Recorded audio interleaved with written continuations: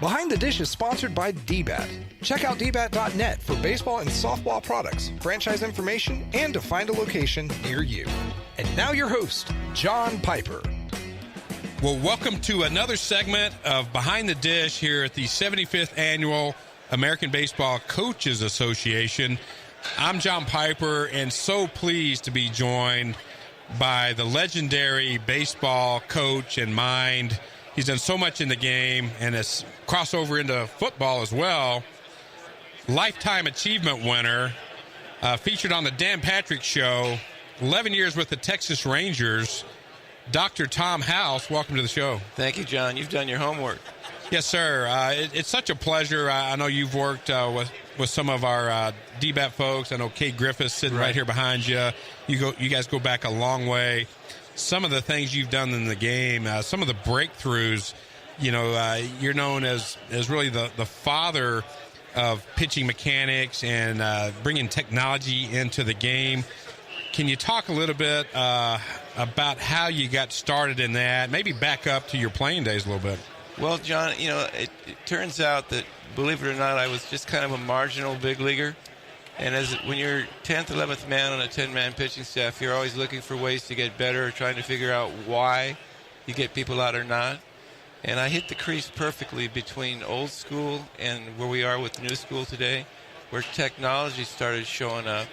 And I just happened to be going to school and being exposed to things like motion analysis and force plates and a little science.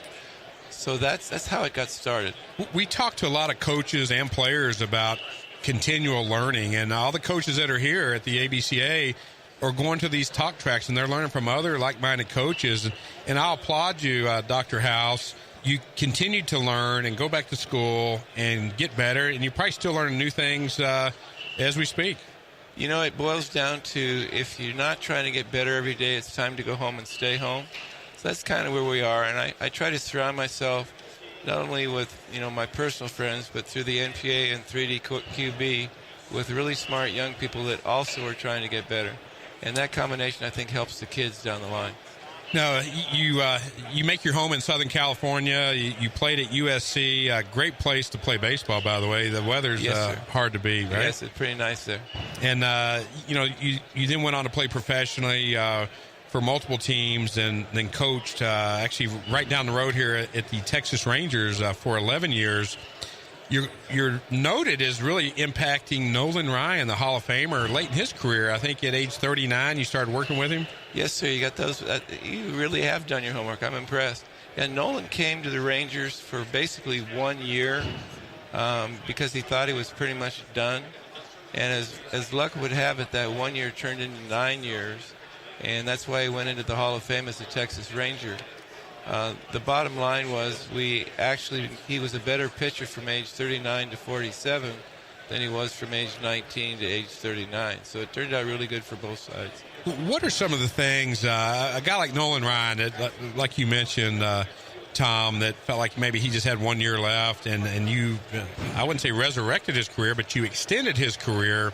What are some of the things that you did to break through to a guy like Nolan Ryan, who probably thought I wouldn't say thought, but maybe knew enough to maybe coach himself? What were some of the breakthroughs that you had with Nolan Ryan? Well, what it boiled down to, he showed up. He was a Hall of Famer when he showed up. Obviously one of the hardest throwers in the history of the game. But what we did, we looked at him for his age, and we tweaked a few things when it came to his preparation, spent more time on recovery, and got him to work a little bit more on his nervous system than his absolute strength. And what happened was his fastball came back, his flexibility came back, and the fact that we were paying attention to recovery, he was able to, come back on a 5-day rotation and be productive. He's a very proud man, and he was not going to be a big leaguer if he couldn't throw every 5 days and be productive. So it turned out all those things worked, and that's why he did as well as he did for the Rangers. Now, obviously, technology has evolved over the years since you were a player, and then when you first started your coaching career.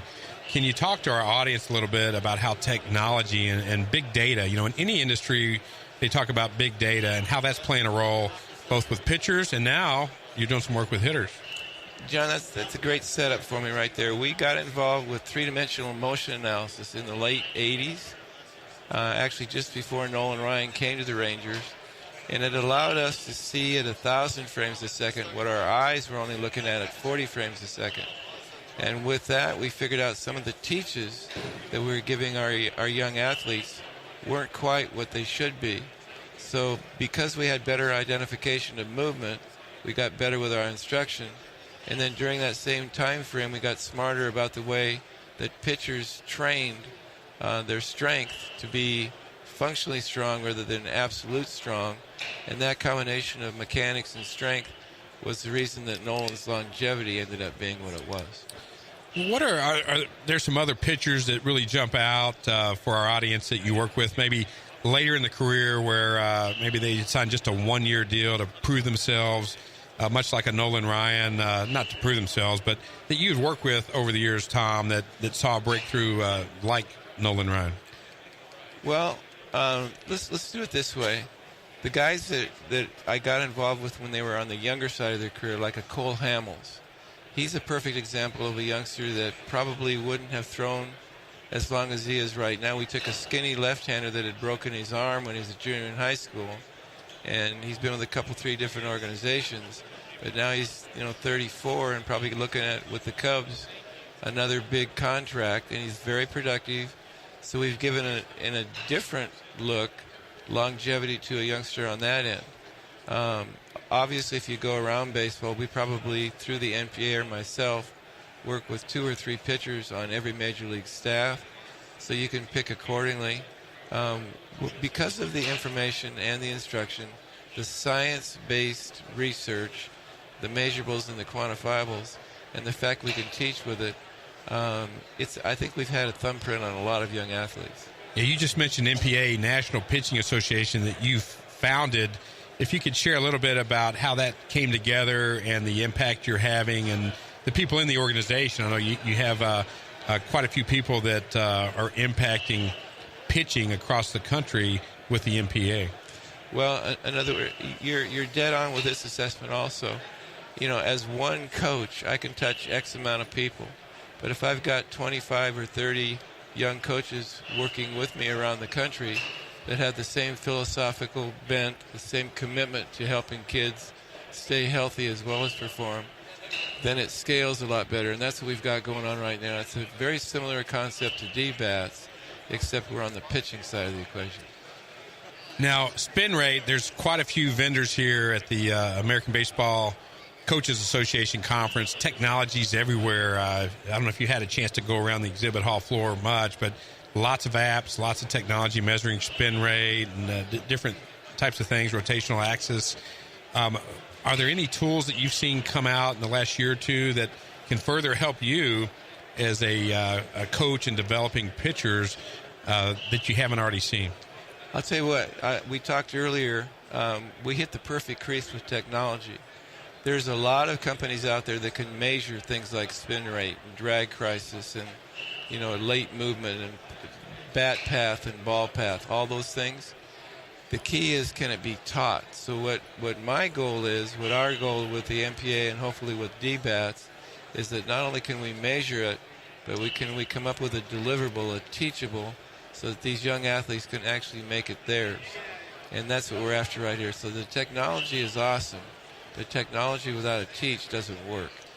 Now that's a great segue into transferring the technology into teaching. What are some of for the coaches that are here live with us and that'll be listening to this podcast through iTunes or iHeartRadio or wherever they subscribe to their podcast, what are some of the specific drills or content that they can get from yourself or the MPA to help deliver that information to their players? All right, you used one of the magic words. Our goal, our mission statement, is to inform, instruct, and inspire with a health first, performance second philosophy. And what we do with each one of the measurables that we can quantify, you try to come up with a drill that a young person could do by himself. A young person, or a 12-year-old or a 32-year-old pro guy, can do on his own. It's called deep training, where he can actually teach himself his movements and or his functional strength, and in effect become his own best pitching coach or hitting coach. That's our goal. Now, let's talk a little bit about North Texas here. I know you make your home in sunny Southern California.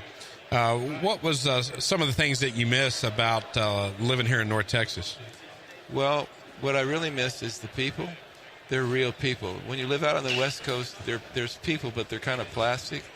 You never really know what you're talking to when you're on the West Coast. Here in Texas, if you're full of crap, they let you know. You're hearing it raw and real from Dr. Tom House right here.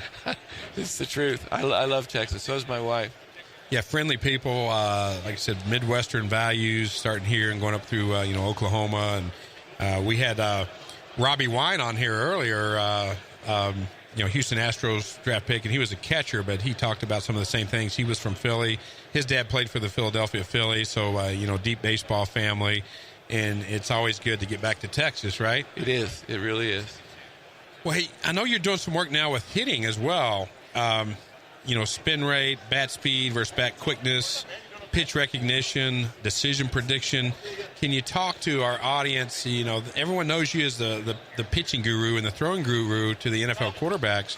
But what about some of the work you're done and the research with hitters? Well, this is kind of goes against my grain because as a pitcher, I've always hated hitters. But the bottom line is, as I've looked at my career and I've looked at my coaching career and been around the Henry Aarons and the Carl Yastrzemskis and trying to get the superstar hitters out, there's a fit between what hitters and hitting coaches do and what pitchers and pitching coaches do. And that pitcher-hitter interface is turning out to be a really strong relationship with D-bats, where I'm not going to fiddle with the way a kid swings, his swing mechanics, but all the things that lead up to it. How he sees, how he picks the ball up, how he predicts where it's going to go, how his swing can match up to the pitcher's pitch path. And then the spin rate thing. The reason hitters have trouble with spin rate is they haven't seen enough pitching with good spin rate.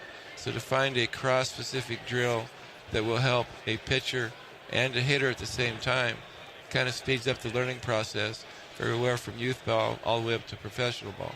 And you talk about seeing versus visualizing, hitting as a guess. Can you elaborate on that a little bit?